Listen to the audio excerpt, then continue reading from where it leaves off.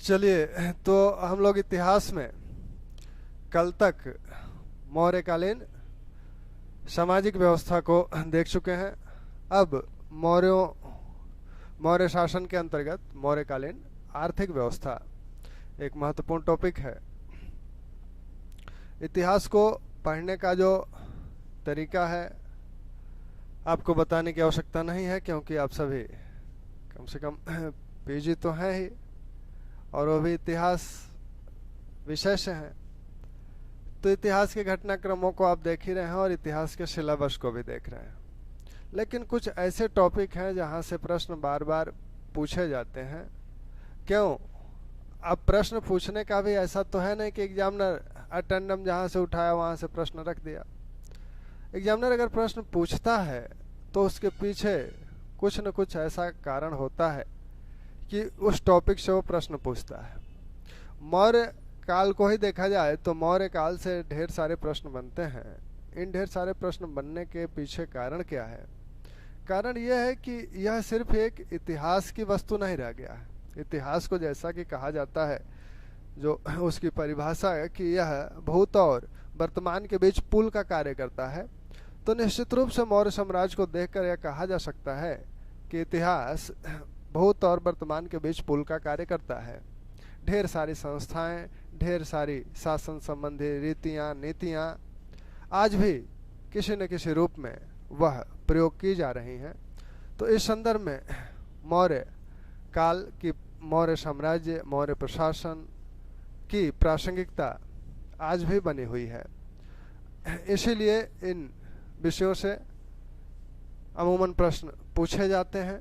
तो वो टॉपिक जहाँ जो इतिहास के टर्निंग पॉइंट हैं, जहाँ से सब कुछ बदलता हुआ दिख रहा है या कुछ ऐसी अच्छी चीज़ें आ रही हैं, वहाँ से प्रश्न बनने तय हैं, बनेंगे ही बनेंगे।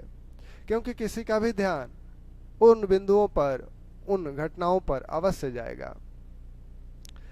तो अगर हम लोग मौर्यकालीन अर्थव्यवस्था की बात करें तो अर्थव्यवस्था में हम लोगों ने पीछे वैदिक कालीन अर्थव्यवस्था को देखा था, उत्तर वैदिक कालीन अर्थव्यवस्था को देखा था। उन अर्थव्यवस्थाओं को देखने के समय ही हम लोगों ने देखा था कि अर्थव्यवस्था के कौन कौन से तत्व होते हैं। तो अर्थव्यवस्था के जो तत्व होते हैं, अर्थव्यवस्था के तत्व, तो इसमें हम लोगों ने देखा था कि कृषि, पशुपालन इसी के साथ जोड़ लीजिए, शिल्प उद्योग, और आपका व्यापार वाणिज्य।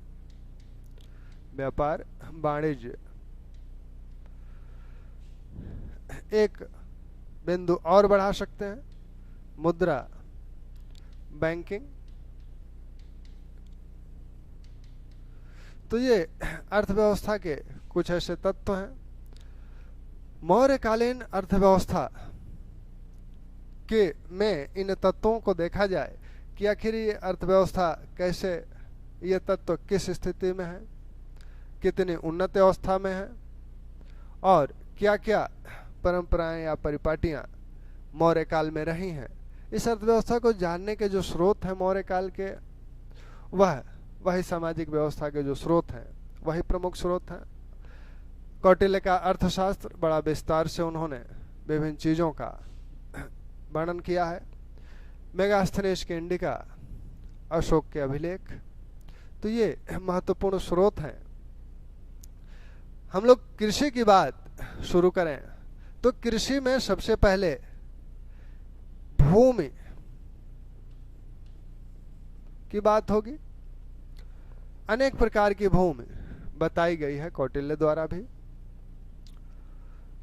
उन्होंने स्थल, उच्च, अदेवमात्रिक, इस तरह की भूमियों का जो उल्लेख किया है। तो भूमि के प्रकारों में स्थल यानी नीची भूमि, उच्च यानी ऊंची भूमि, अदेवमात्रिक, इस तरह की भूमियों का उल्लेख अर्थशास्त्र में मिलता है। ये नीची भूमि है, ये उच्च भूमि है, और ये ऐसी भूमि है जिस पर बिना वर्षा के भी अच्छी खेती की जा सकती है।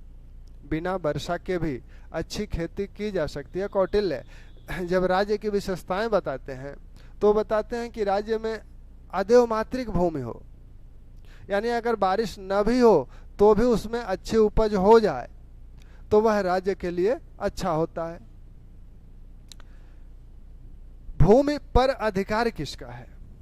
अब इसको लेकर भी एक प्रश्न या उठेगा मन में कि भूमि किसकी है, भूमि पर अधिकार और स्वामित्व किसका है। तो मेगास्थनीज कहते हैं या अन्य यूरोपियन यूनानी लेखक कहते हैं कि भूमि पर अधिकार सरकार का है, सरकार भूमि की मालिक है, यानी राज्य भूमि का मालिक है, राजा भूमि का मालिक है, राज्य भूमि का मालिक है, राजा भूमि का मालिक है या सरकार भूमि की मालिक है। तो वो लोग मेगास्थनीज और यूनानी लेखक ये कहते हैं। कौटिल्य क्या कहते हैं? कौटिल्य ने स्वाम्य शब्द का प्रयोग किया है। तो स्वाम्य शब्द के प्रयोग से यह स्पष्ट है कि कृषक के लिए कि भूमि का मालिक कृषक भी होता था, भूमि का मालिक कृषक भी होता था, यानी कृषक का निजी स्वामित्व भी, उसके निजी स्वामित्व में भी भूमियां थी। भूमि दो प्रकार की स्वामित्व के दृष्टिकोण से है। एक तो राजकीय भूमि जिस पर राज्य का अधिकार है अर्थशास्त्र के अनुसार, एक तो राजकीय भूमि जिस पर राज्य का अधिकार है। तो यह राजकीय भूमि पर राज्य का अधिकार है और इसी भूमि पर कृषि की व्यवस्था और इस भूमि का निरीक्षण, देखभाल आदि शीताध्यक्ष कर रहा है। शीताध्यक्ष इसी राजकीय भूमि की व्यवस्था को देखता था, यानी वैसी भूमि जो राजा के अधीन है उसकी, उस पर कृषि आदि कराने की जिम्मेदारी शीताध्यक्ष की है, इसके देखभाल की जिम्मेदारी शीताध्यक्ष की है। कुछ ऐसी भूमियां हैं जो कृषकों की हैं, यानी उनका स्वामित्व कृषकों के पास है। तो ये दो प्रकार के स्वामित्व के दृष्टिकोण से हो गई। कौटिल्य के अनुसार कृषक भी भूमि का स्वामी था और राज्य के अधीन भी कुछ भूमियां थी जिस पर सीधे सीधे उसका नियंत्रण था।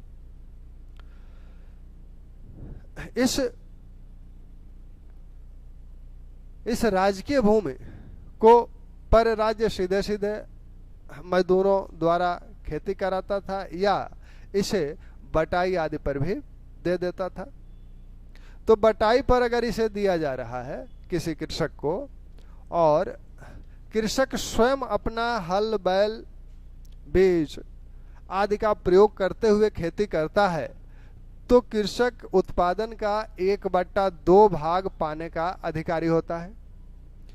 यानी यह राजकीय भूमि किसी कृषक को खेती करने के लिए दी गई और कृषक क्या किया? कृषक अपना हल बैल बीज आदि लगाकर खेती किया, राज्य ने भूमि के अलावा और कुछ नहीं दिया।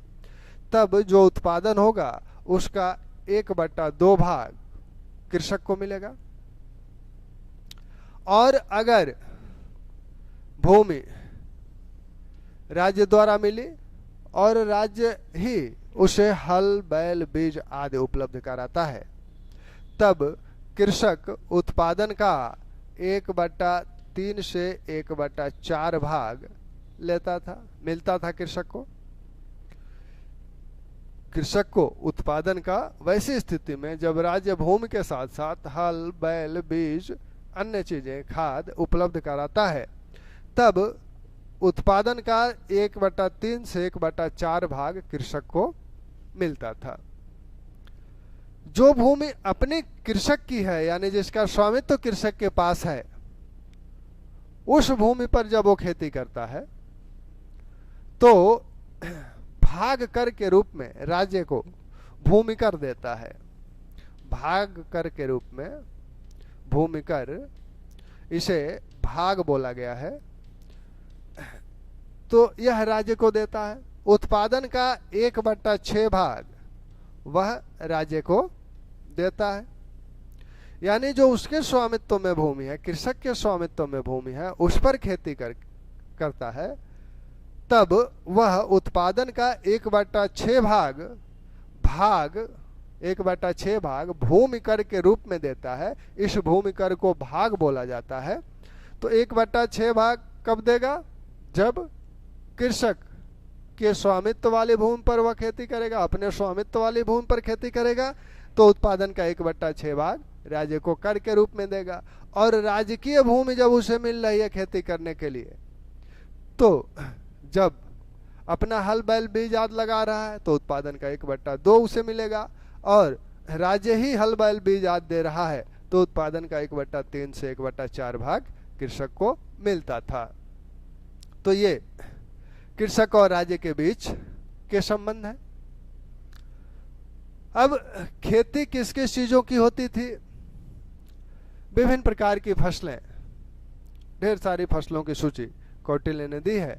और सभी फसलों में सबसे अच्छी फसल हो किसे मानते हैं? सबसे अच्छी फसल वो चावल को मानते हैं। तो चावल को सर्वोत्तम फसल कौटिल्य द्वारा माना गया है, और ईख यानी गन्ना को वो सबसे खराब फसल के रूप में मानते हैं। मेगास्थनीज कहता है कि भारत में वर्ष में 2 बार वर्षा होती थी।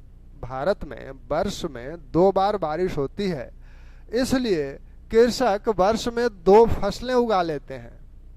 यानी मेगास्थनीज के अनुसार भारत में कृषक वर्ष में 2 फसलें उगाते हैं। मेगास्थनीज के अनुसार, मेगास्थनीज क्या कहता है? मेगास्थनीज कहता है कि वर्ष में 2 बार बारिश होती है, बारिश होती है, अतः कृषक वर्ष में 2 फसलें उगाते हैं, 2 फसलें उगाते हैं। मेगास्थनीज कहता है कि भारत में किसान वर्ष में 2 फसलें उगाते हैं, वही कौटिल्य कहते हैं कि 3 फसलें उगाई जाती थी। वर्ष में 3 फसल उगाई जाती थी।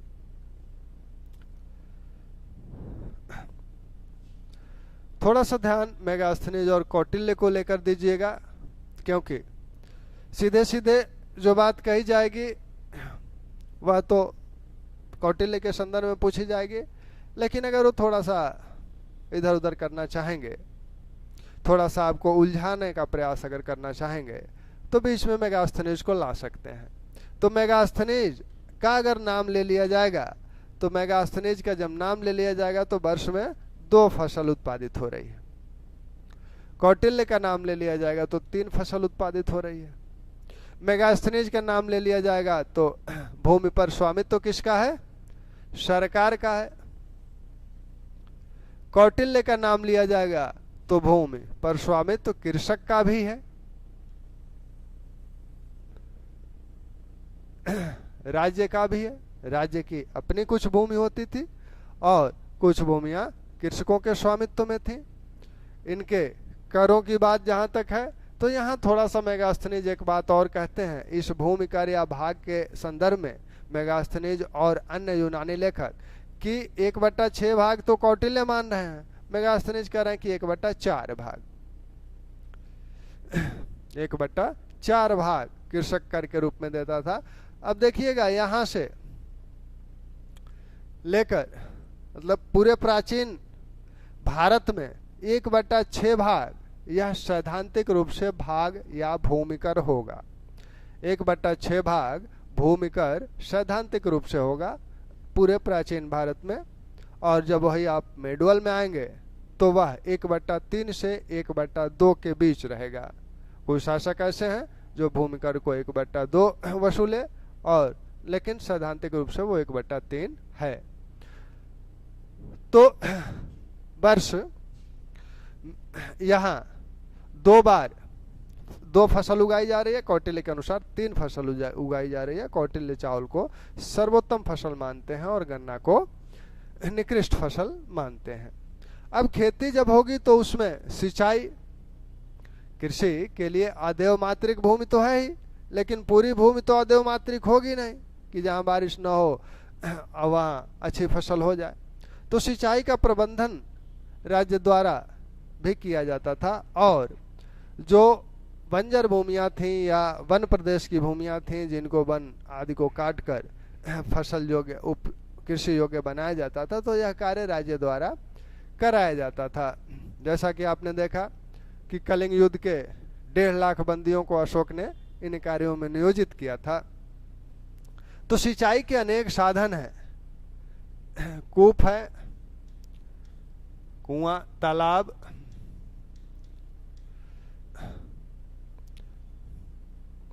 नहरें, राहट,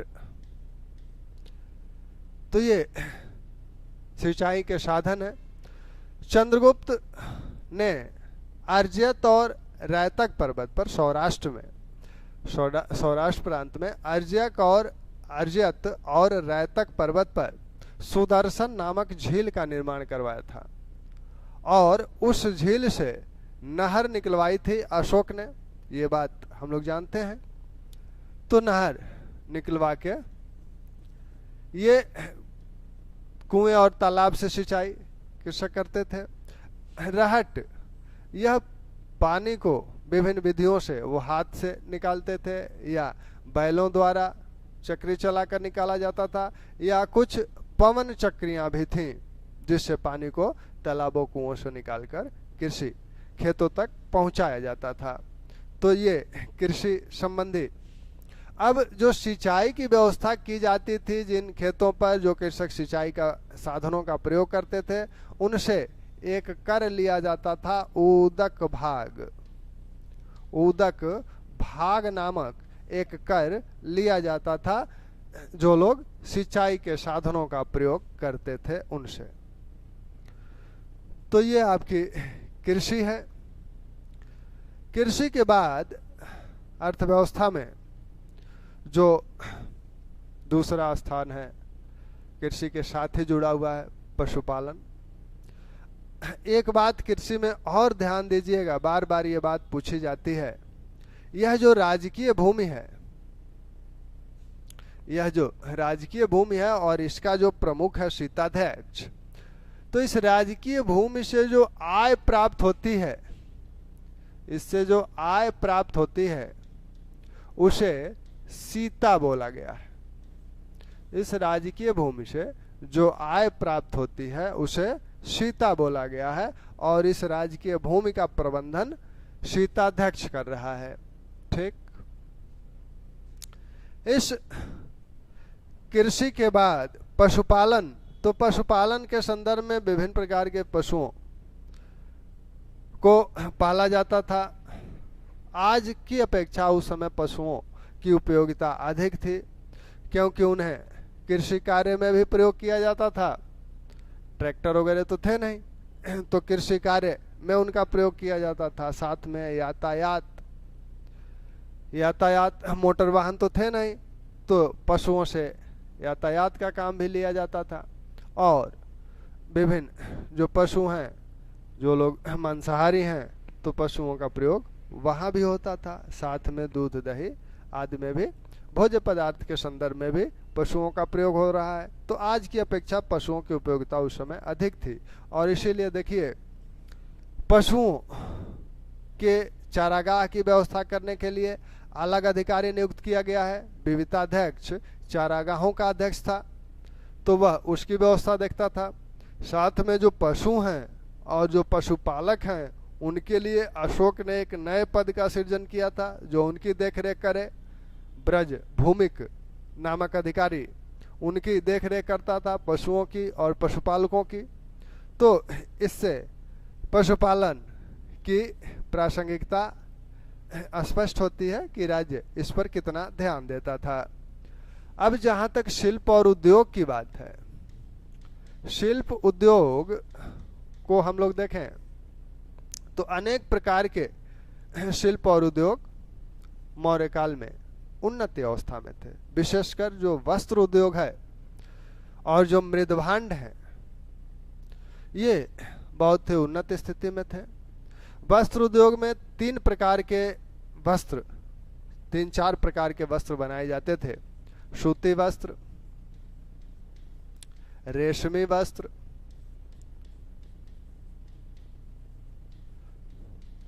ऊनी वस्त्र, इन सभी वस्त्रों के निर्माण, इनके व्यापार आदि का उल्लेख है। सूती वस्त्र कपास से, कपास भारत में सबसे पहले सिंधु काल में देखा गया था। वैदिक काल में यह लुप्त हो गया था, उस समय नहीं दिखा था। कपास का सबसे पहले ऐतिहासिक काल में अगर किसी ने उल्लेख किया है तो वो है पाणिनि। पाणिनि कपास का ऐतिहासिक काल में उल्लेख करने वाले सबसे पहले व्यक्ति हैं। और ऐसे ही रेशम का भी इन्होंने ही सबसे पहले, ऐतिहासिक काल में सबसे पहले उल्लेख इन्होंने ही किया था। तो अगर कहा जाए कि ऐतिहासिक काल में कपास का सबसे पहला उल्लेख कहाँ मिलता है, तो पाणिनि के अष्टाध्यायी में मिलता है। रेशम का सबसे पहले उल्लेख कहाँ मिलता है, तो वो भी यही मिलता है। यहाँ मौर्य काल में वस्त्र उद्योग के जो प्रमुख केंद्र थे, उसमें आपका बंग था, बंगाल, वत्स, कलिंग, अपरांत, पुंड, सुवर्णकुंड, ये वस्त्र उद्योग के प्रमुख केंद्र हैं। मदुरा, काशी तो है ही नहीं, काशी भी देखिए, काशी में तो सभी प्रकार के वस्त्र बनते थे। तो वस्त्र उद्योग के ये प्रमुख केंद्र हैं। अब कहाँ कौन सा वस्त्र बन रहा है, तो इसमें आप देखें कि ये काशी में सभी प्रकार के वस्त्र बनते थे। काशी में सभी प्रकार के वस्त्र बनाए जा रहे हैं, वो सूती हो, रेशमी हो, सभी प्रकार के वस्त्र यहाँ बन रहे हैं। रेशमी वस्त्र के लिए 2-3 स्थान महत्वपूर्ण है। जैसे आपका काशी, पुंड और चीन, इनका उल्लेख रेशमी वस्त्र के संदर्भ में किया गया है। चीन के रेशमी वस्त्र को कौटिल्य चीन पट कहते हैं। चीन पट, चीन के रेशमी वस्त्र को कौटिल्य चीन पट कहते हैं।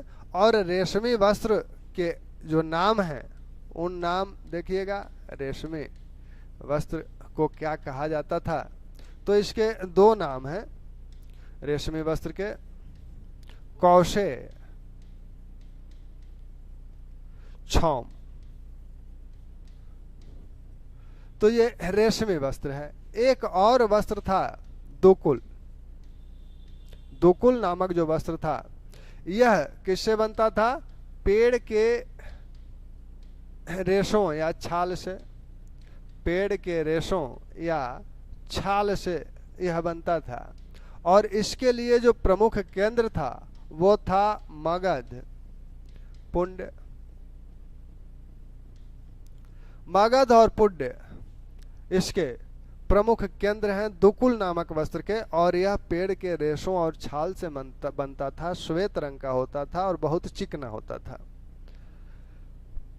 बंग में जो वस्त्र बनते थे, बंगाल में बंग के जो वस्त्र थे, ये सफेद रंग के होते थे और चिकने होते थे।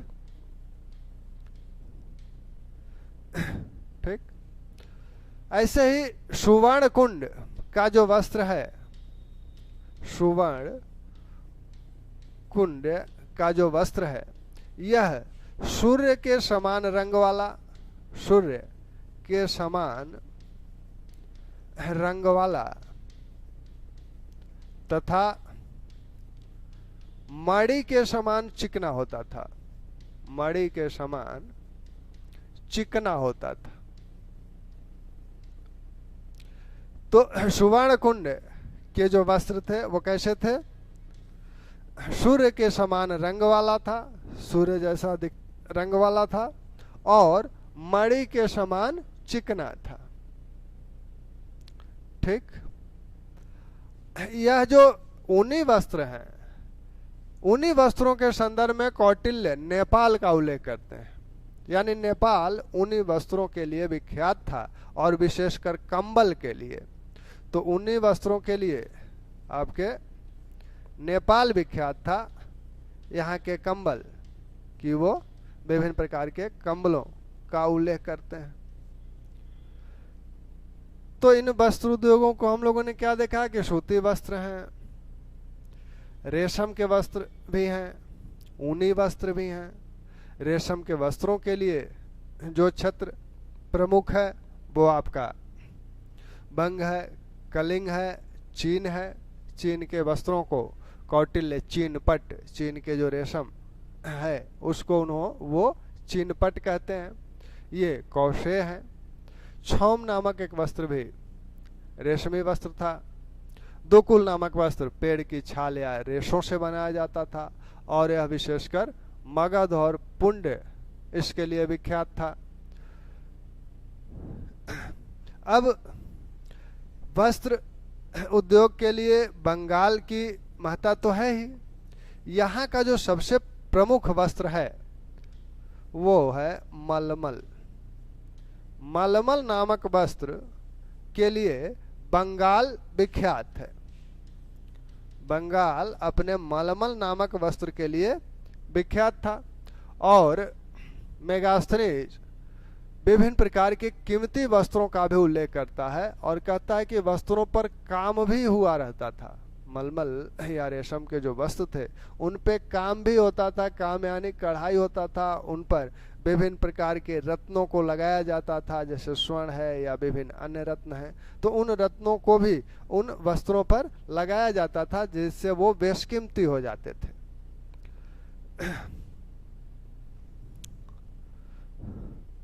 अब वस्त्रों के बाद जो हम लोग देखते हैं कि अन्य उद्योग में जैसे एक मृदभांड की बात करें तो मौर्य काल के जो कुछ विशिष्ट मृदभांड हैं जिनकी बात पहले भी मृदभांडों में हम लोग कर चुके हैं, फिर भी यहाँ याद दिलाता हूँ। मृदभांडों में सबसे महत्वपूर्ण मृदभांड मौर्य काल में एनवीसी मृदभांड है, उत्तरी काली पालिश मृदभांड।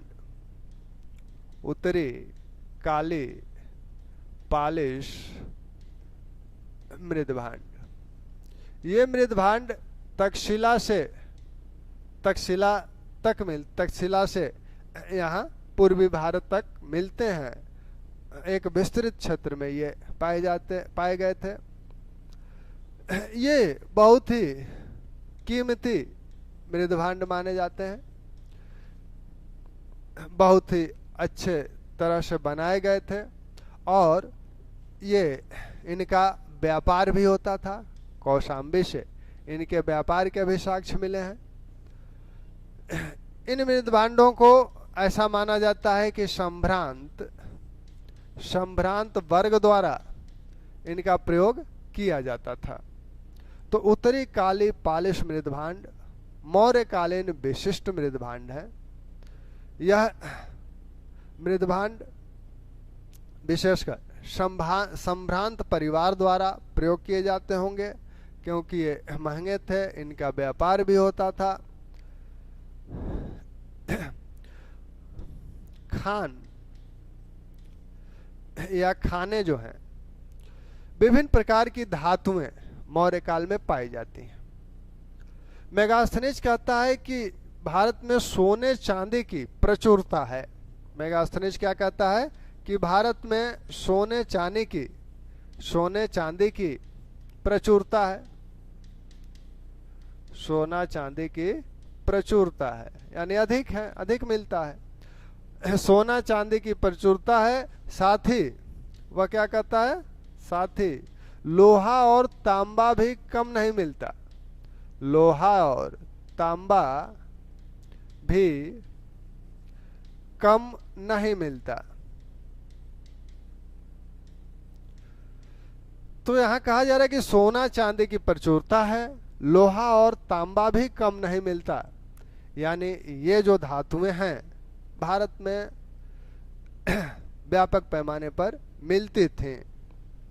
इन धातुओं के खनन संबंधी जो अधिकार हैं, खानों पर जो अधिकार है, राज्य का स्वामित्व है इन पर, वह कभी कभी पट्टे पर भी, इनके खनन के कार्य को पट्टे पर भी दे देता था। इन खानों, जो वन में स्थित खाने हैं, वन में स्थित जो खाने हैं, इनका अध्यक्ष आप देख चुके हैं, आक्राध्यक्ष है। आक्राध्यक्ष इनकी देखभाल करता था, इनका प्रबंधन आक्राध्यक्ष के जिम्मे था। समुद्री खाने भी हैं। समुद्री खानों से क्या प्राप्त होता है? विभिन्न प्रकार के रत्न मणि आदि समुद्री खानों से प्राप्त होते थे। तो इन खानों का प्रबंधन जो करता था उसे खनवाध्यक्ष बोला जाता था। तो दोनों प्रकार की खानों का उल्लेख मिलता है। ये जो धातुएं हैं, इन सोना चांदी आदि का प्रयोग आभूषण, बर्तन आभूषण बनाने में किया जाता है। लोहा तांबा का प्रयोग कृषि कार्यों में या अस्त्र शस्त्र बनाने में इनका प्रयोग किया जाता था। एक उद्योग चमड़ा उद्योग, चमड़ा उद्योग भी था। चमड़ा उद्योग में चमड़े की अनेक वस्तुएं बनाई जाती थी। कौटिल्य भी इसका उल्लेख करते हैं। चमड़े को कैसे साफ किया जाता था, कैसे उसे प्राप्त किया जाता था, इन सब का विस्तृत विवरण कौटिल्य देते हैं। चमड़े से जूते चप्पल तो बनाए जाते थे, साथ में पर्स बैग भी बनाए जाते थे। पानी निकालने के लिए जो रहट में से पानी निकाला जाता था, उसके लिए भी चमड़े के थैले बनाए जाते थे। चमड़े के जूतों के विषय में एरियन उल्लेख करता है और कहता है कि भारतीय श्वेत रंग के चमड़े के जूते पहनते थे। भारतीय कैसे चमड़े के जूते पहनते थे? भारतीय श्वेत रंग के चमड़े के जूते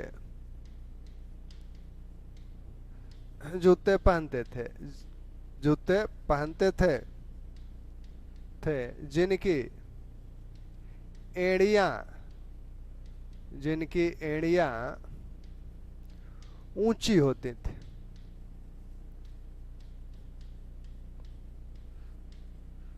चमड़े के श्वेत रंग के चमड़े के जूते पहन रहे हैं, तो यानी ये जूते बनते होंगे श्वेत रंग के चमड़े के जूते पहन रहे हैं।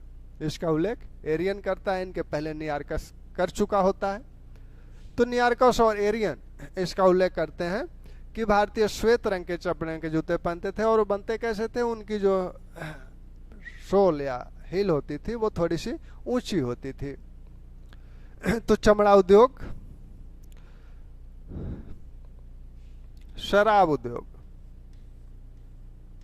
शराब उद्योग भी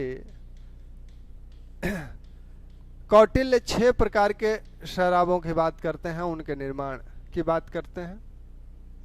लेकिन मेगास्थनीज कहता है कि भारतीय शराब नहीं पीते थे, सिर्फ यज्ञ के अवसर पर वो शराब का सेवन करते थे, अन्यथा भारतीय शराब नहीं पीते थे। लेकिन कौटिल्य 6 प्रकार के शराबों का उल्लेख करते हैं, उनके बनाने की बात करते हैं, तो निश्चित रूप से ये पिया जाता होगा। तो शिल्प उद्योग में इतनी चीजें मुख्य जो थी वो देखी गई। अब व्यापार वाणिज्य अर्थव्यवस्था में, मौर्यकालीन अर्थव्यवस्था में हम लोग देखें तो व्यापार वाणिज्य दोनों तरह के व्यापार हो रहे हैं। आंतरिक व्यापार भी और बाह्य व्यापार भी। आंतरिक व्यापार भी और बाह्य व्यापार भी। व्यापार के जो व्यापारिक मार्ग हैं, व्यापारिक मार्ग हम लोग देखें तो दोनों प्रकार के मार्ग, दोनों प्रकार के व्यापार की बात की जाती है, स्थल मार्गीय और जल मार्गीय। जल मार्गीय कौटिल्य जो है इसकी ज्यादा प्रशंसा करते हैं। वो कहते हैं कि यह ज्यादा सुरक्षित है, जल मार्ग से व्यापार करना, यात्रा करना ज्यादा सुरक्षित है स्थल मार्ग की अपेक्षा। स्थल मार्ग उस समय स्थल मार्ग से यात्रा करना इतना आसान भी नहीं होगा, क्योंकि विभिन्न नदियां, जंगल, पहाड़ ये सब थे, तो बीच बीच में अवरोध आते रहे होंगे, साथ में जंगली जानवर वगैरह भी हैं। जल मार्ग में नाव से, बड़ी नावें या छोटी नावें, बड़ी नावें जिन्हें प्रवहण कहा जा रहा है, तो उससे यात्रा इसकी अपेक्षा थोड़ी सी आसान तो है ही। तो कौटिल्य इन मार्गों का उल्लेख करते हैं। दक्षिणापथ के जो मार्ग हैं उसमें वो कहते हैं कि वो मार्ग सबसे अच्छे थे, सबसे अच्छे हैं जो विभिन्न रत्नों की खानों से होके गुजरते हैं, तो उन मार्गों पे ज्यादा यात्री भी होते थे।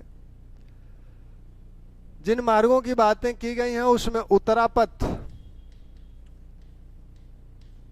यह ताम्रलिप्ति, पूर्वी तट का जो बंदरगाह ताम्रलिप्ति था, ताम्रलिप्ति से तक्षशिला के बीच था।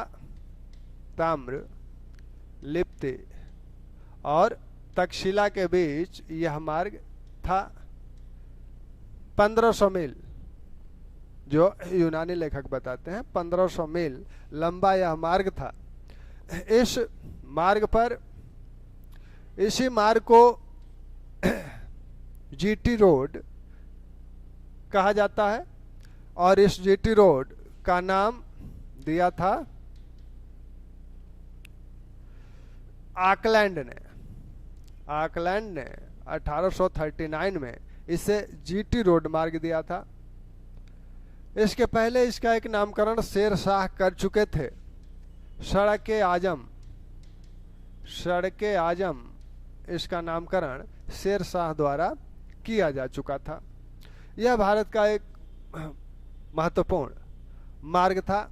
एक मार्ग जो हिमालय की तरफ जाता था, हेमवत पथ, हेमवत, हेमवत पथ उसे कहा गया है। कौटिल्य ने उसे हेमवत पथ कहा है, जो हिमालय की तरफ जाता था।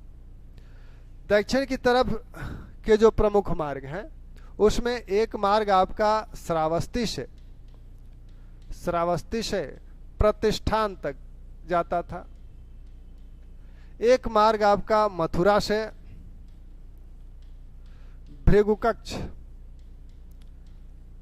भृगुकच्छ यह पश्चिमी तट का एक, दोनों पश्चिमी तट के बंदरगाह हैं। भृगुकच्छ को ही भड़ौज या बार गेजा कहा जाता है।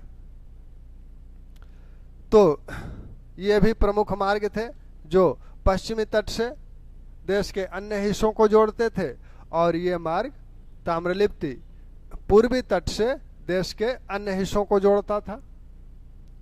ठीक, तो इन मार्गों से, इन स्थलीय मार्गों से व्यापार होता था। साथ में जो समुद्री मार्ग है, समुद्री मार्ग को,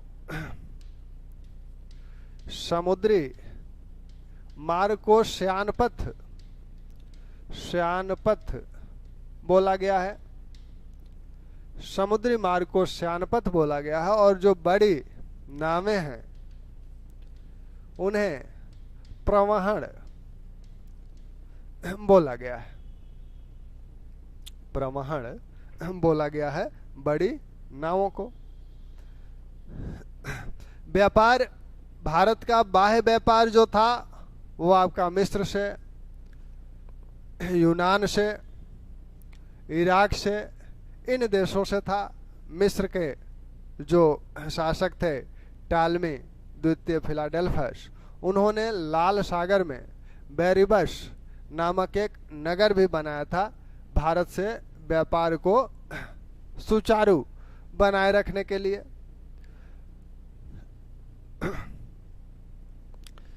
चीन से आपने देखा ही, चीनपट आ रहा है, रेशमी वस्त्र आ रहा है, तो चीन से भी व्यापार था भारत का, इधर श्रीलंका से और दक्षिण पूर्व एशियाई देशों से भी व्यापार उस समय रहा होगा।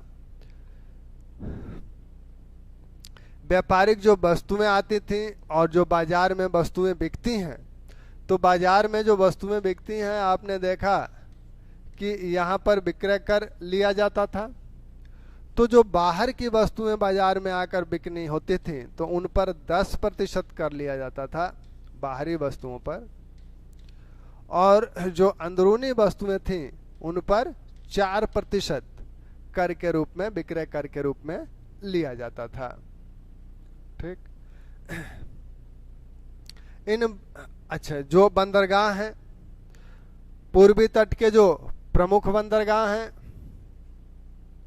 उसमें आपका ताम्रलिप्ति पूर्वी तट का प्रमुख बंदरगाह है। ऐसे ही पश्चिमी तट के जो प्रमुख बंदरगाह हैं उसमें आपका भृगु कच्छ, साथ में सोपारा, प्रतिष्ठान, आपका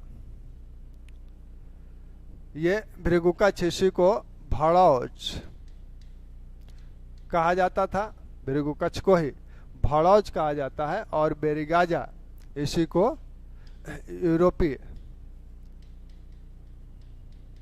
जो यूनानी लेखक हैं बेरिगाजा कहते हैं। यहाँ पूर्वी तट पर एक और बंदरगाह है सोपात्मा, और यहाँ सोमल्ला। तो बंदरगाह अगर पूछे जाते हैं सोपात्मा बंदरगाह कहाँ है, तो सोपात्मा बंदरगाह आपका पूर्वी तट का प्रमुख बंदरगाह है,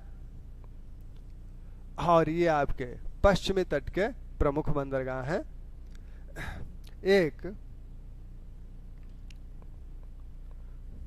बंदरगाह आपका यहाँ पर वेरी वेलकम, ये बंदरगाह आपका सिंध तट पे था। सिंध नदी जहाँ पर आपके समुद्र में मिलती है, तो वहाँ ये बंदरगाह था। तो पश्चिमी तट के बंदरगाह प्रमुख बंदरगाह भृगु, सोपारा, सोमल्ला, वेरी वेलकम। ताम्रलिप्ति के प्रमुख पूर्वी तट के प्रमुख बंदरगाह ताम्रलिप्ति, सोपात्मा, ताम्रलिप्ति, सोपात्मा पूर्वी तट के प्रमुख बंदरगाह हैं। तो इस प्रकार आपके बंदरगाह, इन बंदरगाहों के माध्यम से बाह्य व्यापार किया जाता था। अब हम लोग अर्थव्यवस्था में मुद्रा की बात करें तो मुद्रा की बात पहले हुई है, फिर भी मौर्य काल में 3 प्रकार की मुद्राओं की बात की जाती है। सोना की मुद्रा, जैसा कि उल्लेख मिलता है साहित्य में, चांदी की और तांबा की। सोने की मुद्रा मौर्य काल में नहीं मिलती है, भौतिक रूप से यह मुद्रा नहीं मिली है। मिली किन किन धातुओं की मुद्राएं हैं? चांदी और तांबा की। तो चांदी की जो मुद्राएं हैं वो हैं आपका सबसे प्रमुख मुद्रा मौर्य काल का पण है, चांदी की ही मुद्रा धरण है, चांदी की ही मुद्रा रूपक है, और कर शापण नामक मुद्रा भी चांदी का ही होता था। तो चांदी के 4 प्रकार के मुद्रा हैं, पण, धरण, रूप्य रूपक, कासारपण। तांबे की जो मुद्राएं हैं उसमें माशक और कांकड़ी, माशक और काकड़ी, ये तांबे की मुद्रा है। इन दोनों मुद्राओं में आपस में क्या अनुपात है? तो 1 पण बराबर 32 माशक, 1 पण बराबर 32 माशक के होता था, यानी 32 माशक से मिलकर 1 पण बनता था। जब आप 32 माशक किसी को देंगे तो आपको 1 पण देगा। ऐसे ही 1 माशक बराबर 4 काकड़ी। तो ये मौर्यकालीन मुद्रा व्यवस्था के मानक हैं। मौर्यकालीन मुद्रा से संबंधित जो अधिकारी हैं उन्हें आप देख ही चुके हैं। लक्षणाध्यक्ष, लक्षणाध्यक्ष नामक अधिकारी राजकीय टकसालों का प्रमुख हुआ करता था।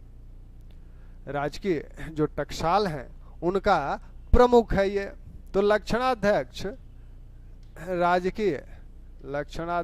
राजकीय टकसालों का प्रमुख है और मुद्राओं को जांचने का कार्य, परखने का कार्य रूपदर्शक नामक अधिकारी करता था। तो रूपदर्शक नामक अधिकारी मुद्राओं की जांच करता था कि कितनी शुद्ध हैं, कितनी खोटी हैं। जो मौर्यकालीन मुद्राएं हैं ये आहत मुद्राएं, पंच्ड मार्क मुद्राएं, आहत मुद्राएं हैं। आहत मुद्राएं वो मुद्राएं होती हैं जिन पर कोई लेख अंकित नहीं होता है, बल्कि उन पर विभिन्न प्रकार के चित्र पंच किए जाते हैं। तो इसीलिए इन्हें पंच्ड मार्क सिक्का भी बोला जाता है। और इसलिए भी इन्हें पंचमार्क सिक्का इसलिए भी कहा जाता है क्योंकि इन पे 5 चिन्ह अंकित होते थे, 5 प्रकार के चिन्हों में पेड़ों के चित्र, वेदिका से घिरे हुए वृक्ष, अर्धचंद्र, सूर्य, विभिन्न प्रकार के जानवरों का, तो इन पर इसी प्रकार के चित्र इन सिक्कों पर अंकित किए जाते थे। तो ये आहत मुद्राएं हैं। तो ये आपकी मुद्रा प्रणाली है। कौटिल्य कहते हैं कि अगर कोई किसी को ऋण देता है तो ऋण पर जो ब्याज की दर है वह ब्याज की दर 15% निर्धारित करते हैं। यानी मौर्य काल में ब्याज की जो दर थी वह 15% थी। यहाँ मुद्रा में भी देखिएगा, लक्षणाध्यक्ष राजकीय टकसाल का प्रमुख है। जब क्योंकि ये टकसालें राज्य के अधीन है, राज्य का नियंत्रण है, मुद्रा पर पहली बार राज्य का नियंत्रण इसी समय स्थापित होता है। राज्य के अधीन ये टकसाल हैं, हर व्यक्ति मुद्रा नहीं छाप सकता। तो लेकिन अगर आप धातु लेकर जाते हैं तो उस धातु से वो मुद्राएं, टकसाल में मुद्राएं बना के आपको दे दी जाएंगी, लेकिन मुद्राएं बनेंगी सिर्फ राजकीय टकसाल में ही। आप धातु ले जाएं तो वहां से आपको मुद्रा मिल जाएगी, लेकिन इसका शुल्क भी लिया जाएगा। यहाँ लक्षणाध्यक्ष के पास आप धातु ले गए तो जो मूल्य है उसका 13.5% शुल्क के रूप में ले लिया जाएगा और फिर जो शेष बचेगा वो मुद्रा के रूप में आपको मिल जाएगा। तो राजकीय जो टकसाल है 13.5% शुल्क लेकर मुद्रा छापते भी थे। धातु आपको ले जानी है, छपाई और जारी करने संबंधी अनुमति का एक तरह से यह शुल्क समझिए। तो ये मौर्यकालीन अर्थव्यवस्था के कुछ तत्व हैं। साथ में मौर्यकालीन अर्थव्यवस्था के तत्वों में हम लोग ये देखेंगे कि कर प्रणाली क्या है, राजस्व प्रशासन किस तरह से हो रहा है। तो राजस्व प्रशासन में क्योंकि राज्य को आय का स्रोत चाहिए, बिना आय के स्रोत के राज्य का संचालन कैसे होगा। विभिन्न जो कर्मचारी अधिकारी नियुक्त किए जा रहे हैं, जिन्हें आप देख रहे हैं कितने ऊंचे वेतन दिए जा रहे हैं, तो इसके लिए राजस्व भी आना चाहिए। तो मौर्य काल में कौटिल्य करों की एक लंबी सूची देते हैं और लगभग हर व्यवसाय से कर वसूला जाता था। भूमि कर, हालांकि भूमि कर प्रमुख था, आय का प्रमुख स्रोत था, सबसे बड़ा स्रोत था। तो भूमि कर को क्या कहा जा रहा है, भाग बोला जा रहा है। और आपने भूमि कर के संदर्भ में देखा ही कि कृषक अपनी भूमि पर जब खेती करता है तो वह 1/6 भाग राज्य को देता है कर के रूप में, भूमि कर के रूप में। इस भूमि कर को भाग कहा जा रहा है। राजस्व का सबसे बड़ा जो पदाधिकारी था मौर्य प्रशासन में वो आपका समाहर्ता है, जो राजस्व संबंधी सबसे बड़ा पदाधिकारी है वो समाहर्ता है।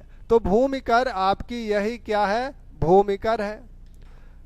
कर अनाज के रूप में भी लिए जाते थे, नगद भी लिए जा रहे हैं।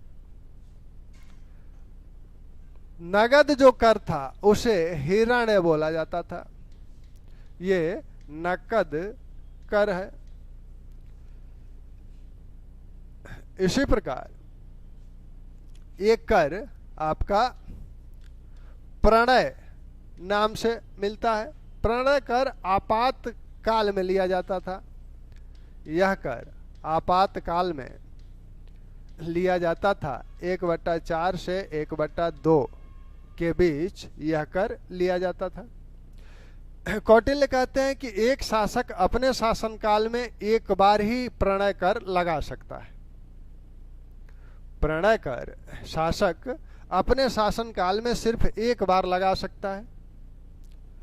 जब आपात स्थिति उत्पन्न होती है तो आप वर्तमान व्यवस्था में भी देखते हैं, आर्टिकल 360, उसमें वेतन कटौती आदि की जा सकती है किसी की भी। तो ये आपातकाल के समय ये कर लिए जाते थे। ऐसे ही एक कर दुर्ग था। यह नगरों से प्राप्त होता था, नगर निवासियों से लिया जाता था। दुर्ग नामक कर नगरों से प्राप्त होता था। ऐसे ही राष्ट्र नामक कर यह ग्रामीण क्षेत्रों से।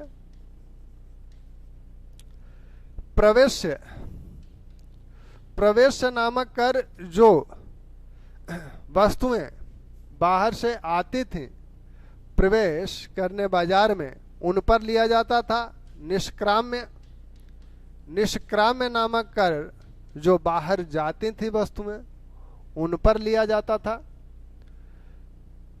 तो ये कुछ प्रमुख कर हैं जो मौर्य काल में लिए जाते थे।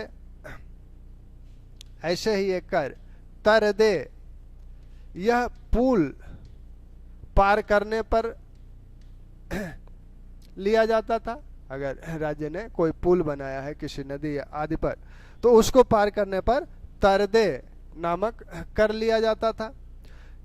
तो मौर्य काल के जो प्रमुख महत्वपूर्ण कर हैं जो बार बार पूछे जाते हैं, भाग को तो आप जानते ही हैं, 1/6 भाग सैद्धांतिक रूप से है पूरे प्राचीन इतिहास तक। हिरण्य नगद कर है, प्रणय आपातकाल का कर है, दुर्ग नगरों से लिया जाता था, राष्ट्र ग्रामीण क्षेत्रों से, प्रवेश बाजार में वस्तुओं के प्रवेश पर लिया जाता था, निष्क्राम्य बाहर जाने पर वस्तुओं के लिया जाता था, तरदे पुल आदि पार करने के संदर्भ में लिया जाता था। उद्वलिक एक शब्द का प्रयोग किया गया है। इसका मतलब है कर की छूट, कर में छूट। और एक शब्द का प्रयोग हुआ है परिहार। इस शब्द यानी कर मुक्त ग्राम, जिन ग्रामों को कर से छूट दी गई थी, तो ये कर मुक्त ग्राम है।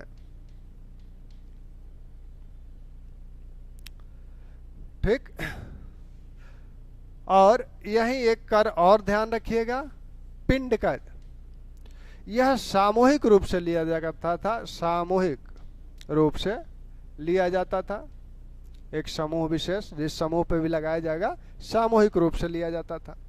उद्वलिक का उल्लेख अशोक के रुमनदेई अभिलेख में हुआ है। वह जब बुद्ध के राज्य में जाता है, बुद्ध के जन्मस्थल लुम्बिनी जाता है, तो वहां के लोगों को जो कर भार है 1/6 उसको कम करता है, और कम करके कितना कर देता है, उसको कम करके 1/8 भाग कर देता है। तो ये उद्वली का प्रयोग इस संदर्भ में किया गया है। परिहार का प्रयोग आपको कर मुक्त ग्राम के संदर्भ में किया गया है। ठीक। पिंड कर का प्रयोग आप देख ही रहे हैं किस संदर्भ में किया गया है, सामूहिक कर है। अभी सिंचाई के संदर्भ में हम लोगों ने एक कर की बात की थी, उदक भाग। यह सिंचाई कर था। यह लगभग 1/6 से 1/3 से 1/4 भाग तक ये लिया जाता था। 1/3 से 1/4 भाग तक यह लिया जाता था, उदक भाग जो कर था।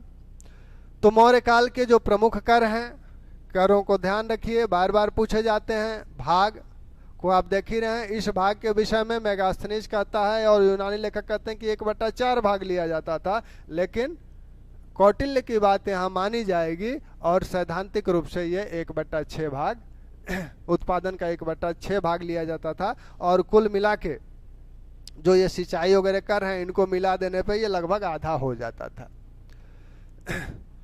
मौर्य काल में हिरण्य, नगद कर, प्रणय आपातकाल में लिया जाता था 1/4 से 1/2। कोई भी शासक अपने शासन काल में सिर्फ एक बार प्रणय कर लगा सकता है।